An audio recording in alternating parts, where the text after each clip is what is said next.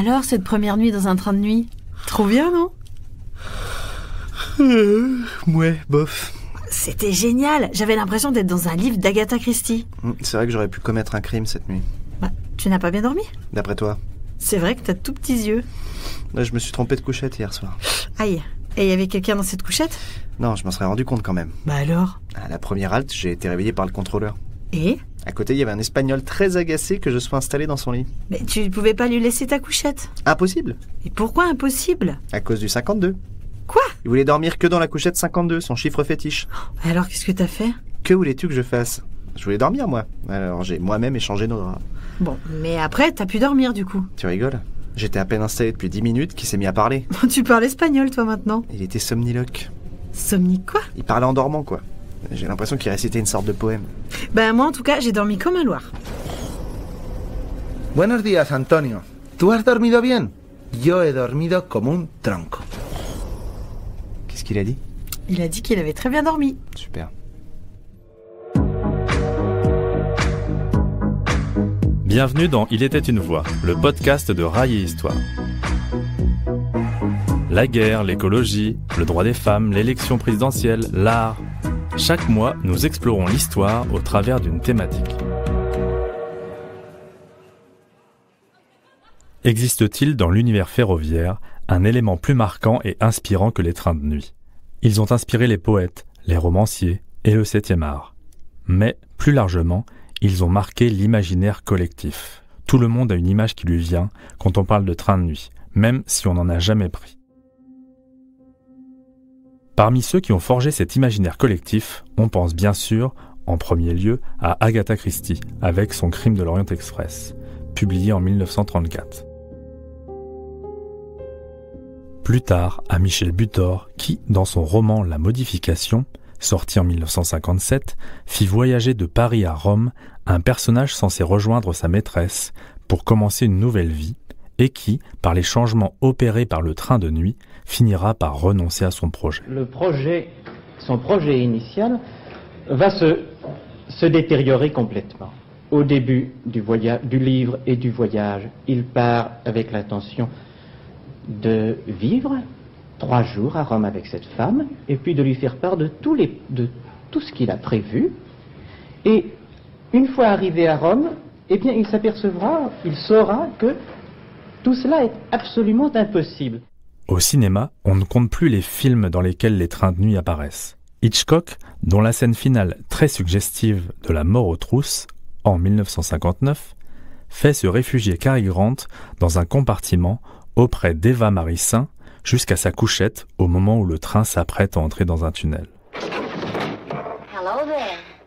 Tell me, why are you so good to me? Shall I climb up and tell you why? Ou encore le compartiment tueur de Costa Gavras, en 1965, avec Michel Piccoli, Simone Signoret et Yves Montand en inspecteur tenace, mais sans cesse en retard sur le tueur. Mais n'allons pas trop vite. Et revenons aux origines de ces trains mythiques, qui après avoir failli disparaître complètement, ont de nouveau le vent en poupe. Pour cet épisode, je ne vais pas voyager seul. Je serai accompagné de Georges Ribeil et d'Alice Raconte.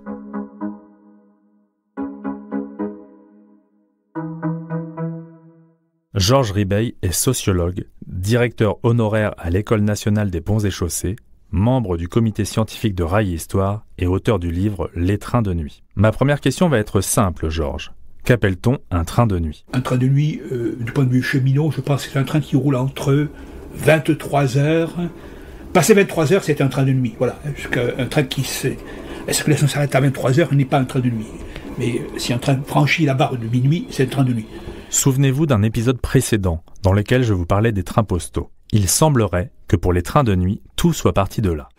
Au tout début des chemins de fer, rien n'est prévu pour des circulations de nuit, mais c'est au fond la pression de l'administration de la Poste qui organise les malle-postes qui assurent un courrier par la route de nuit impérativement, qui vont voir arriver le rail d'un bon oeil en disant c'est quand même plus simple d'utiliser des voitures aménagées pour transporter le courrier la nuit. Voilà. Donc, ça, c'est pas très connu. C'est l'administration de tutelle de la Poste qui va dire, nous, on a un droit on peut vous imposer quelque chose. Si dans votre train de marchandise de nuit, ajoutons 1 ou 2 wagons dans lesquels on sera nos courriers que l'on triera, on gagnera du temps. Et la compagnie du Nord en particulier dit, mais tant qu'à faire, si je dois transporter des postiers dans un train de nuit, autant ajouter des voitures dans lesquelles des gens, à l'époque assis, pourront voyager par le même train, en gagnant un saut de nuit. Voilà.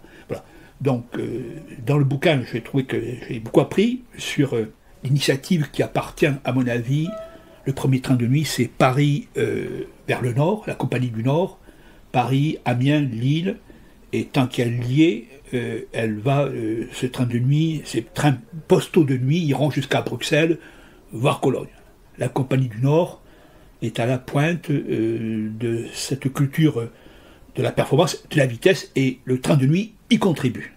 Bon, arrêtons de tourner autour du pot, et parlons maintenant des trains dans lesquels on peut dormir, ceux auxquels nous pensons quand nous parlons train de nuit. J'ai l'impression que l'origine des couchettes, et d'une façon plus générale des places couchées, en France est assez obscure. Il semblerait que dans un premier temps, les compagnies aient fabriqué des voitures salons isolées ou des trains complets, par exemple pour Louis-Philippe dès 1844 ou pour Napoléon III peu après. On vise donc d'abord une clientèle aisée, et c'est seulement dans un second temps que l'on s'intéresse au reste de la clientèle. Aujourd'hui, un train de nuit évoque des voitures couchettes, plus populaires que les voitures-lits. Le rapport, c'est de 1 à 10. Voilà, la voiture-lit, c'était quand même plutôt réservé à des gens fortunés. La différence entre la voiture-lit, c'est qu'elle est équipée d'une literie complète, d'un drap, d'un oreiller, alors que la voiture couchette se contente de l'oreiller, d'un havre-sac, etc. Voilà. Bon, en tout cas, les premiers trains de nuit sont des trains uniquement avec des places assises. Et bien entendu, les compagnies progressivement vont découvrir qu'il y a des segments de marché dans les classes pratiques, la première et deuxième classe, qui sont prêts à payer un supplément pour se retrouver dans un compartiment aménagé avec voiture salon, voiture couchette, voiture lit, voilà, toute une gamme de prestations dans lequel on est isolé dans un compartiment avec la famille en général. Voilà. Donc c'est progressif et ça démarre des voitures de première classe. Et c'est aussi intéressant de voir qu'il faut attendre l'entre-deux-guerres pour voir enfin populariser des voitures couchettes de troisième classe. Autrement dit, c'est le réseau de l'État, une fois de plus, qui a vocation à être plus service public que les autres, en quête aussi de marché, étant un réseau pauvre, avec d'autres derrière, qui va promouvoir des trains de nuit de troisième classe. Voilà, ça c'est comme... voilà, on est parti de très haut, on va de plus en plus vers les couches, le marché de masse, qui est la troisième classe. Dans le Schex de 1872 du PLM, on peut trouver la mention de coupé-lit. Ces coupé-lits sont taxés au prix de 4 places de coupé ordinaire. Un voyageur peut, sans supplément de prix, faire monter avec lui dans le même compartiment 1 ou 2 personnes pour l'accompagner. Et, à l'autre extrémité de la chaîne de la clientèle, on trouve la compagnie du PO, qui veut proposer des offres accessibles aux petites bourses. Elle équipa une voiture de hamac de toile forte, 3 de chaque côté du compartiment et un 7e hamac double accroché au milieu. 8 voyageurs pouvaient ainsi dormir pour un supplément très faible. Malheureusement, ces essais n'eurent pas de suite, sans doute en raison des difficultés d'ascension des passagers. Le confort ne semble visiblement pas être au cœur de l'offre des compagnies. Les premiers trains de nuit, c'est des trains avec... il n'y a rien de prévu. Arriveront les voitures lits, les couchettes, et bien sûr, petit à petit, le confort arrivera, donc dans la climatisation avec la voiture corail. Bon, je note que tant qu'on voyageait en place assise, toute une série de gadgets sont proposés, des espèces de brassières qu'on pouvait accrocher au plafond qui permettaient de pouvoir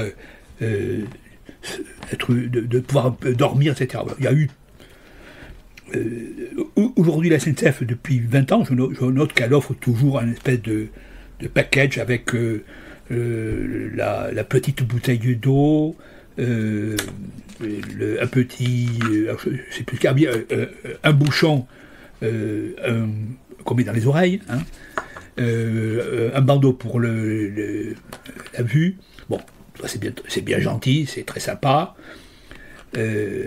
Longtemps, elle proposait ces fameux draps rouges et noirs, dont les couleurs vives évitaient qu'ils soient fauchés, puisque marqué avec le logo SNCF, on pouvait les emporter. C'était bon, voilà. Donc là, un certain nombre d'accessoires ont été mobilisés, du gadget au plus sérieux drap.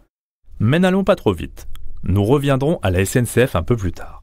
Elle est l'héritière de nombreuses compagnies qui ont proposé, dans la deuxième partie du XIXe siècle et au début du XXe, de nombreux modes de voyage allongés. Ou presque. Ainsi, dans la littérature, et notamment dans les articles de Bruno Carrière, on relève des voitures salons, des coupés-lits, des coupés-fauteuils-lits, des lits salons avec toilettes, des couchettes, etc. Je ne vais m'arrêter que sur les couchettes. C'est la Compagnie de l'Ouest qui introduit les couchettes en 1897. Cette nouvelle prestation ne s'adresse alors qu'aux voyageurs de première classe, à raison de 8 places réparties également entre 2 compartiments d'une voiture de première classe à couloir latéral. En digne héritier de la Compagnie de l'Ouest, le réseau de l'État se singularise en 1922 en permettant aux voyageurs de 2e et 3e classe de bénéficier à leur tour de couchettes. C'est une véritable révolution, mais il aura fallu s'armer de patience. Pour la première fois, la clientèle populaire va pouvoir accéder aux places couchées. Les autres réseaux se montrent plus frileux. Les couchettes de seconde classe ne font leur apparition sur le PO et l'Est qu'en 1933, sur le PLM en 1935 seulement. Ne dit-on pas classe laborieuse, classe dangereuse ? Et la SNCF dans tout ça ? La SNCF, elle hérite de stratégies propres à chaque réseau et elle n'a pas le temps d'uniformiser. Voilà, donc il y a tout le réseau de l'État avec, je vous poserai toujours, le réseau de l'État et le PLM, on a les deux extrêmes, ou plutôt le luxe, les trains haut de gamme pour le PLM, et les trains très populaires sur le réseau de l'État, qui en particulier qui propose aux jeunes campeurs du Front populaire des wagons camping. On peut installer son hamac ou son camping dans le fourgon pour voyager de nuit. Voilà. Tout le monde va enfin pouvoir réserver son train et dormir tranquillement. Enfin, si les voisins le permettent. Le pire des problèmes, c'est lorsque on a à côté de soi un ronfleur et rien n'est prévu en termes d'indemnisation pour avoir passé une mauvaise nuit à côté d'un ronfleur. Vous avez beau le réveiller, il se rendort, il ronfle à nouveau. Bon, voilà, les bébés, ça peut s'arranger. Voilà, c'était pour moi la crainte, c'est le ronfleur. Hein, c'est pas tellement les autres compagnies. Au contraire, j'ai évoqué la convivialité. Voilà, c'est la pire catastrophe qui peut vous arriver, c'est d'avoir un ronfleur invétéré qui vous empêche de gagner du temps sur ce parcours de nuit. La SNCF est créée en 1938. Un an après, la guerre éclate. Elle ne peut donc pas développer une politique propre concernant les trains de nuit. En 1938, il y avait 10 800 places couchées, une offre qui ne sera retrouvée qu'en 1954. Et en 1964, le parc de la SNCF dispose de 32 540 places couchées. La période semble faste pour ce mode de transport. C'est les 30 glorieuses, c'est la France des congés payés, en technicolor. On va en vacances découvrir les châteaux de la Loire, on va en vacances sur les plages bretonnes, on prend les trains de nuit. Hein. Voilà, c'est l'âge d'or du train de la couchette en deuxième classe, hein, profitant des congés payés, et qui prospère dans ce marché de la deuxième classe, puis depuis 1956, il n'y a plus de troisième classe.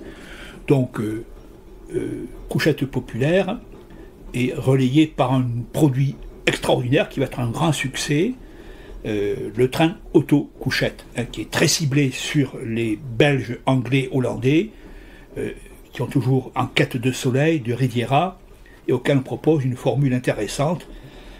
Moyennant ferry, etc., arrivé à Boulogne, on embarque avec sa voiture dans un train, on dort dans le voiture lit, couchette, et la voiture suit dans le porte-auto, voilà. Et à l'arrivée, tout ça se décroche, et on est en bonne, on est en bon état pour démarrer ses vacances. La SNCF sent donc à ce moment-là que les trains de nuit sont porteurs.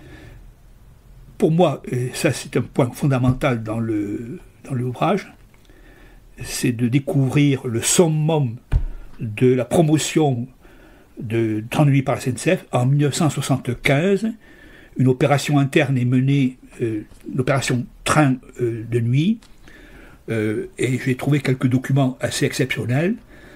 En particulier, on annonce, on rappelle un beau slogan, la SNCF, le plus grand hôtel de France.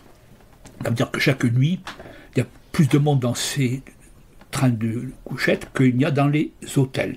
Même si c'est pas tout à fait vrai, c'est peut-être un mensonge, un pieux mensonge. En tout cas, c'est intéressant. Et ce qui est intéressant, c'est de voir quand la SNCF développe un argumentaire sensé, c'est qu'en prenant le train de nuit, vous gagnez du temps. Pourquoi ? C'est le fameux saut de nuit. Dans la mesure où on est condamné chacun à consommer des heures stériles à dormir, autant être dans un train qui, pendant ce temps, vous déplace. Donc, ça, je suis frappé de voir l'argumentation.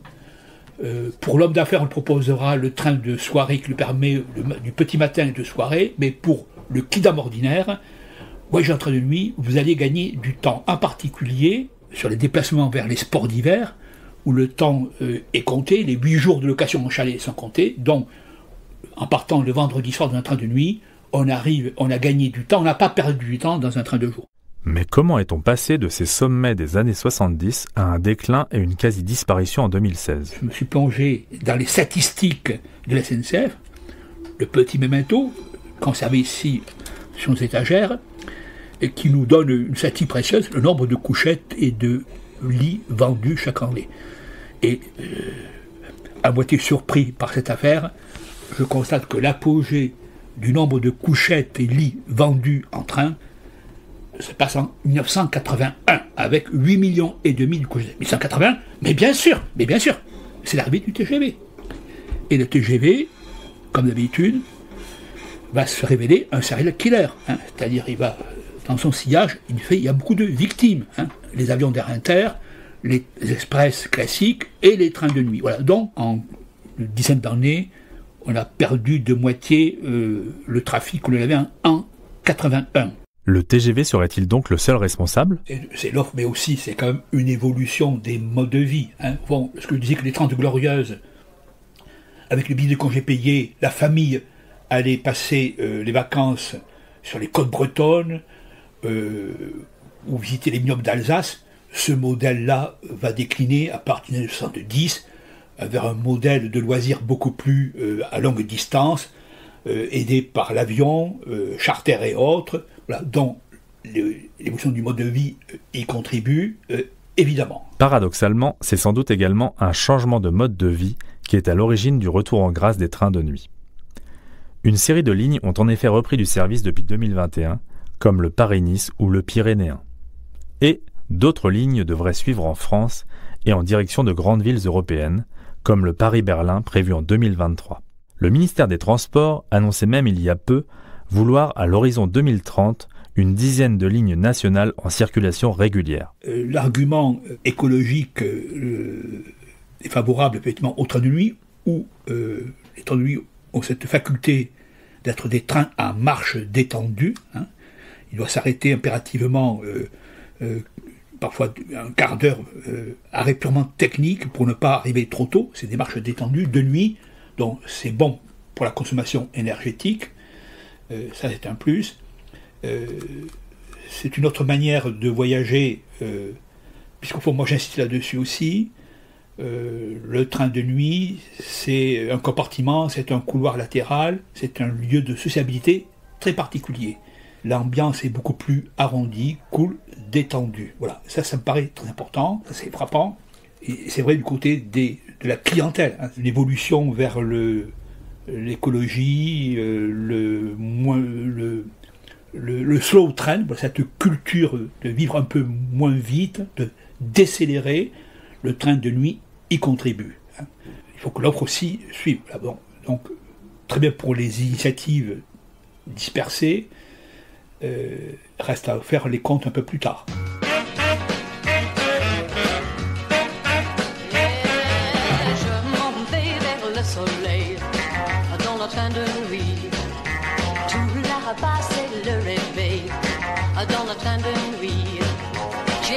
Il y a un peu moins d'un an, pendant le festival des Raillez-vous, organisé par l'association Watt, j'ai eu la chance de rencontrer Alice Raconte, une carnettiste et illustratrice de grand talent, et qui m'a parlé de son voyage en train de nuit. Alors en fait, c'est un voyage qui a eu lieu fin août, début septembre 2021, mais auquel j'ai commencé à penser, je pense, il y a un an, donc au printemps 2021. Voilà, c'était la fin des confinements. Ça faisait un moment qu'on voyageait pas, et j'avais très envie de prendre le large et de partir toute seule. Et d'expérimenter aussi un moyen de transport que je connaissais pas encore. Et en fait, je projetais beaucoup d'imaginaire sur les trains de nuit.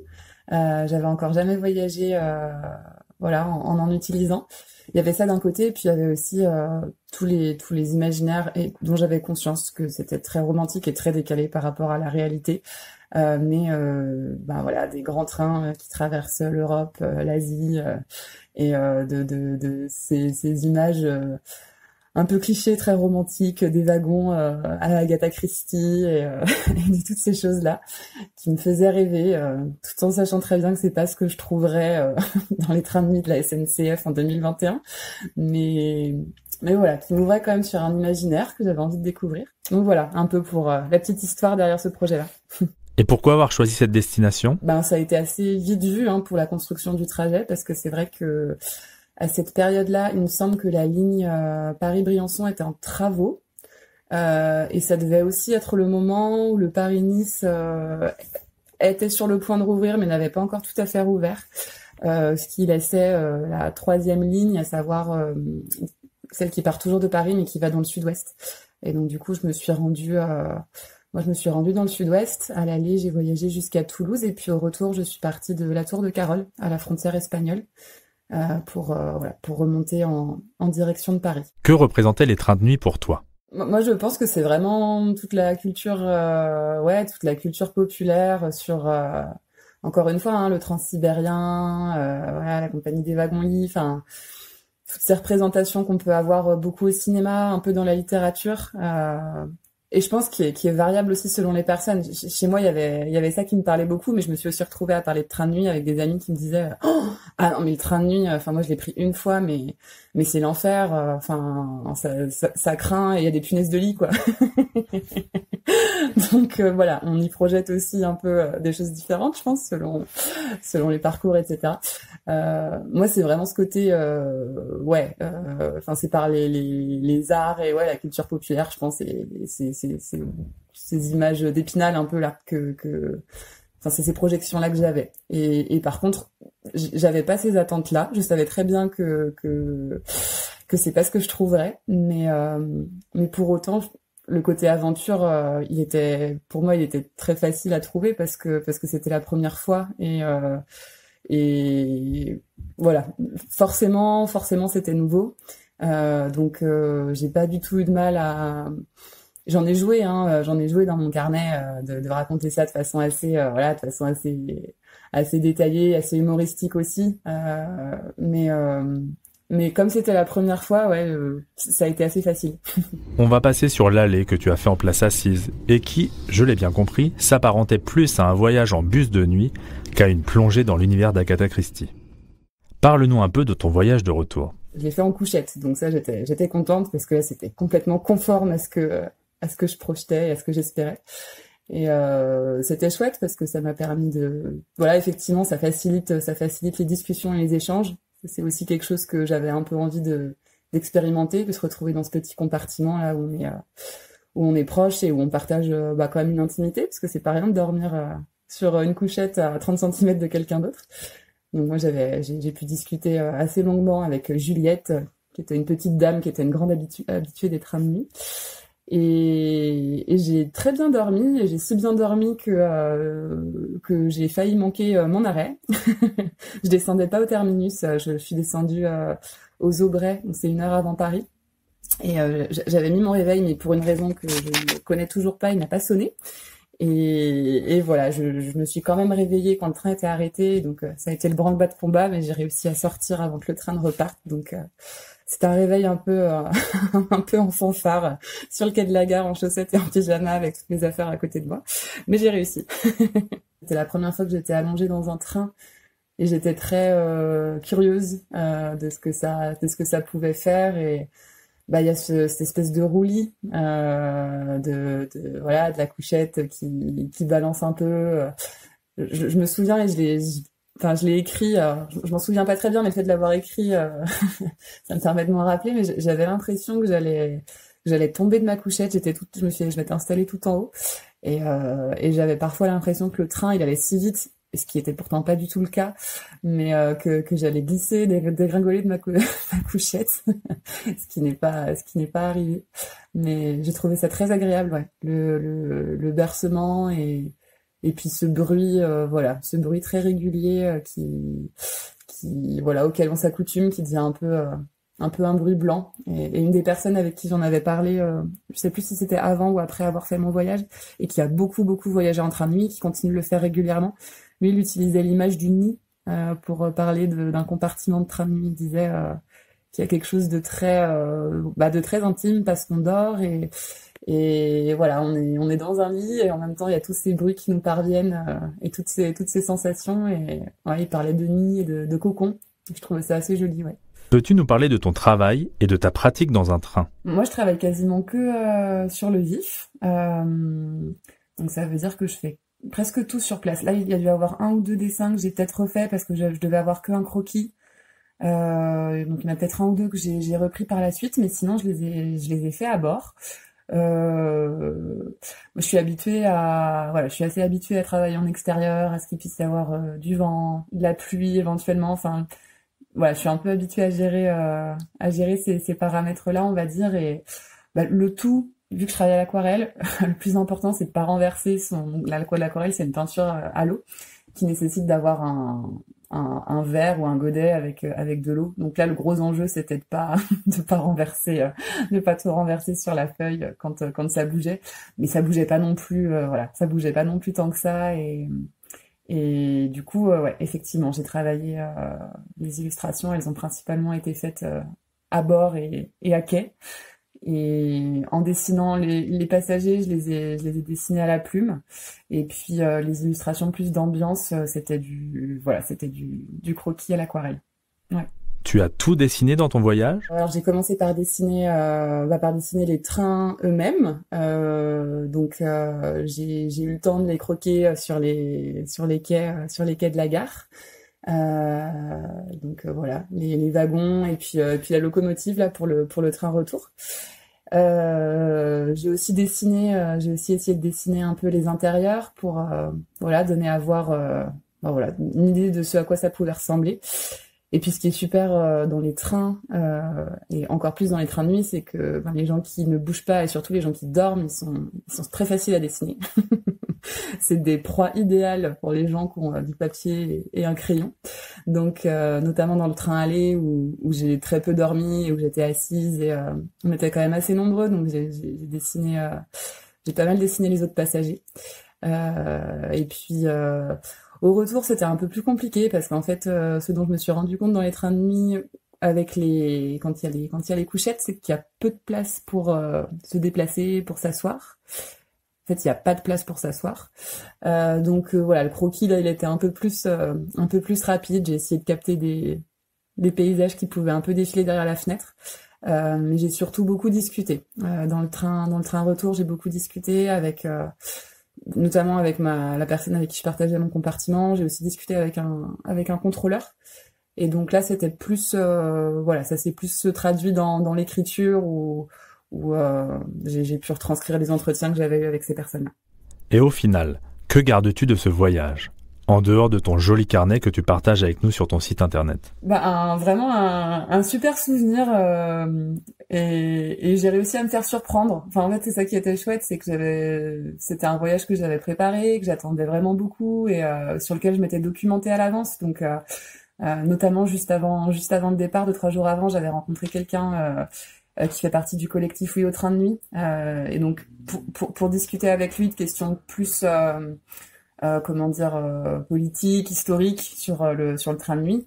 Mais je lui ai aussi demandé comment lui se déplaçait en train et de me raconter des souvenirs, etc. Et donc j'ai pas pu m'empêcher de lui poser les questions que je me posais, les grandes questions, à savoir est-ce qu'on dort en pyjama, comment on fait pour se réveiller, ces questions très pragmatiques. Donc je me sentais quand même assez prête. Mais malgré tout, j'ai réussi à me faire surprendre et je trouve que c'est arrivé notamment en gare des Aubrais à 5h du matin là, juste avant que les portes elles se referment, c'était très bien. C'était très bien. Ouais. Et vous, chers auditeurs et auditrices, est-ce que ça vous a donné envie de partir en train de nuit ?